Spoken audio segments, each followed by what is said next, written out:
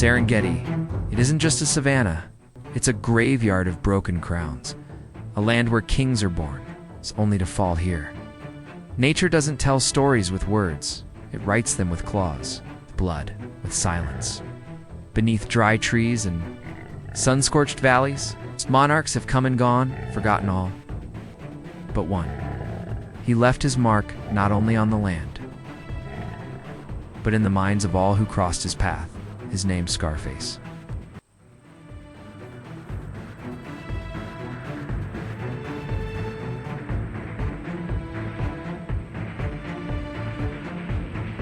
Over more than a decade, he ruled through violence, instinct, and fear, and he did what no other lion dared.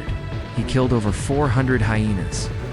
Yes, 400, not for hunger, not for territory, but because he could.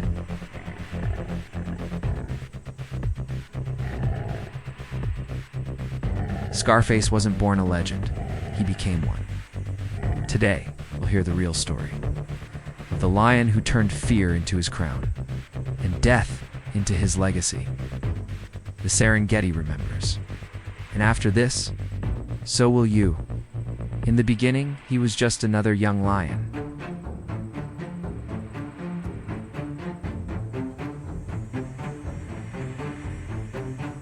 One among many, thin, sharpened, silent. The Serengeti had not yet carved his name into fear. But Scarface had something. Others lacked patience. Then came the coalition, CKIO, Hunter, Morani.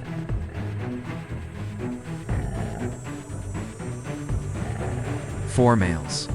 Bonded by instinct, the world would call them the musketeers. They moved like a single shadow, calculated, focused, while other males wandered and vanished. They conquered. Their first battle was brutal, against a powerful coalition guarding the marsh pride. In that battle, Scarface was struck.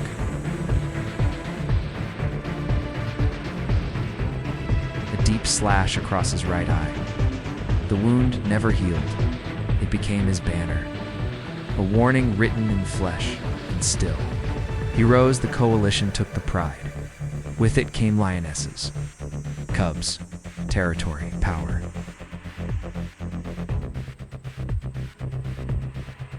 But among the four, one stood apart, Scarface. Not the biggest, not the loudest, but the one others watched before they acted. The strategist, the sentinel. He didn't need to roar. His presence was enough. Over time, even the hyenas paused at his scent. The boy had vanished. What remained was something far more dangerous. Predator who had tasted power and would never let go. With the marsh pride under their control. The musketeers ruled without mercy, but one name began to rise above the rest. Scarface. His scar, once raw and red, became legend. People said you could feel him. Before you saw him, the air would shift, the birds would go, silent. Lionesses lifted their heads. Hyenas disappeared into the bush. Even vultures circled wider when he passed. Scarface didn't charge blindly. He waited. He watched. Then he struck with terrifying precision. No wasted movement. No second chances. Especially not for hyenas. With them, it was personal. They laughed. They swarmed. But when Scarface came, they scattered or died.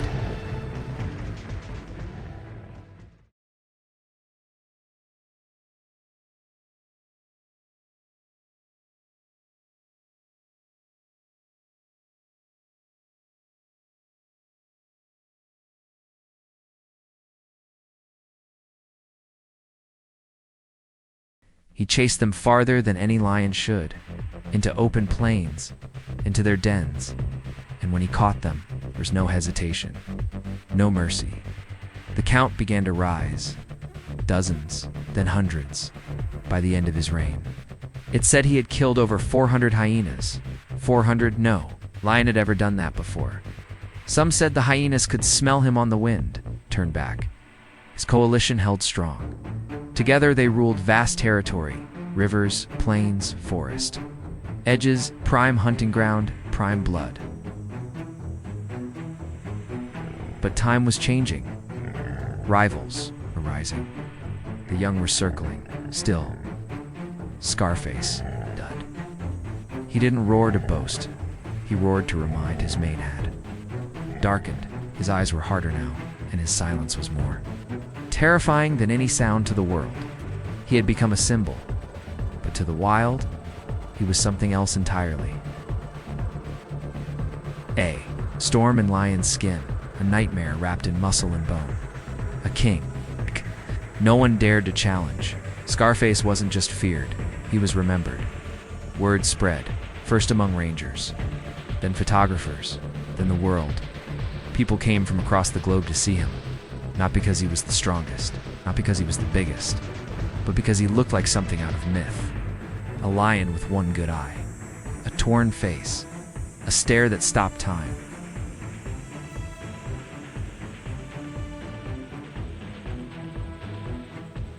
He became the most photographed lion in Africa.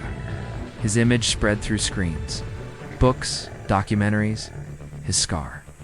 His silence, they spoke louder than roars, and yet Scarface never changed while the world watched. He kept walking. He didn't pose, he didn't care. He hunted, patrolled. He endured. Fame meant nothing to him. The wild doesn't care about legends, only survival. His brothers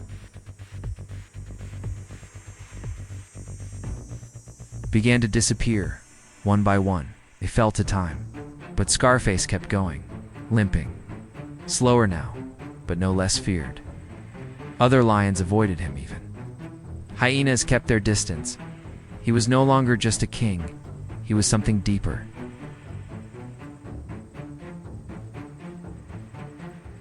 A symbol of everything. The wild respects strength, endurance, and absolute, unbreakable will. His body was breaking, but no one dared to challenge the ghost that still ruled the grass. No rain lasts forever, not even his.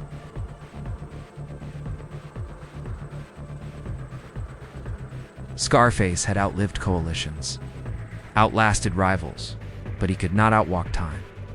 His limp grew worse, his muscles thinned. Each hunt became a risk, and hunger became his shadow.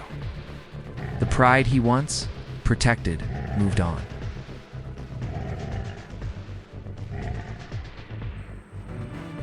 Lionesses sought stronger males.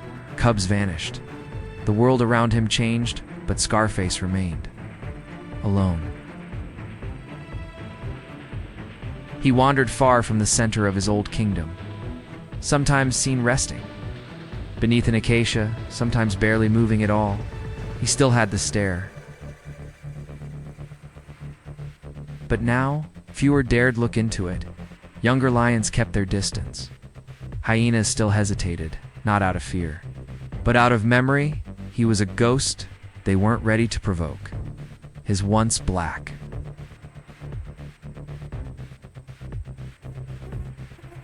mane had turned dull. His roar faded to silence. He no longer fought for territory or blood. He fought only for one thing: another sunrise, and the right to face it. Alone, Scarface was no longer a ruler. He was a relic, a king without a crown, a legend, unraveling, not in battle, not in fire, but in dust and wind, the quiet surrender of old bones. There was no final roar, no last kill, no audience. Scarface died the way few kings do, quietly, beneath the shade of a bush.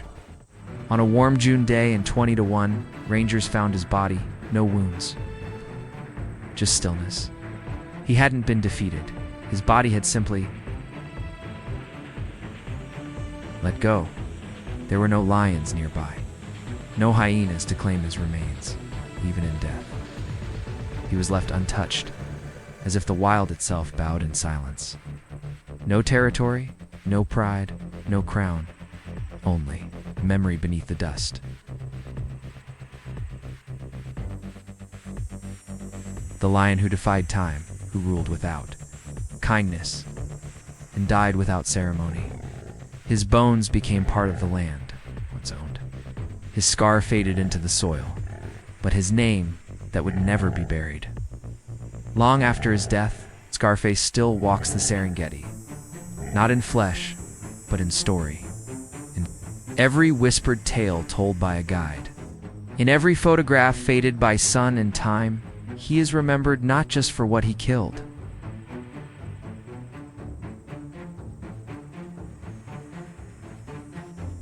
but for what he survived. Fire, rivals, years of pain. He outlived the laws of the wild and became something it rarely allows: eternal. He didn't inspire love, he inspired fear, but in the will. Fear is a kind of immortality.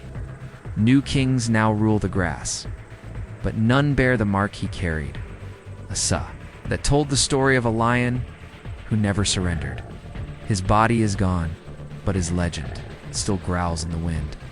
His name is Scarface. Asterisk, if you're enjoying the story, hit the like button and leave a comment sharing what has impressed you the most so far. Your support helps this content reach more people who love wildlife.